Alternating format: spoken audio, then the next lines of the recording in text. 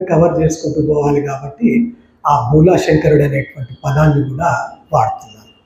ఓం ఏత్వా దేవోశ్రికం మన్యమానః పాప భద్రముపజీవంతి ప్రజాః నా దూర్యే అనుదాదసి వామం బృహస్పతే చయన ఇత్పియాలం. ఇక్కడ ఏదైతే మంత్రం ఉందో,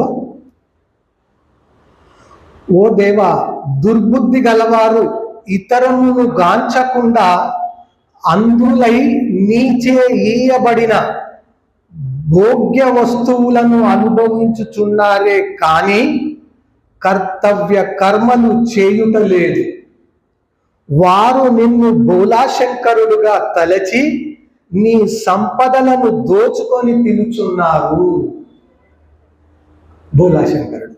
అయితే భోలాశంకరుడు అనే పదానికి హిందూ హైందవ దేవుడైన పరమశివుడికి గల పేర్లలో ఒకటి.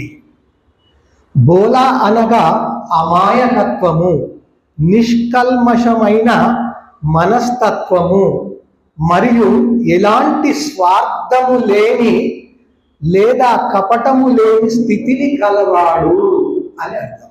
అదేవిధంగా శంకరుడు అనగా మంగళకరుడు, శుభములను కలిగించేవాడు మరియు సకల జీవులకు మేలు చేయువాడు అని అర్థము. అదేవిధంగా మొత్తంగా భోలాశంకరుడు అనగా అమాయకుడైన దేవుడు లేదా నిష్కల్మషమైన హృదయము కలవాడు అని అర్థం.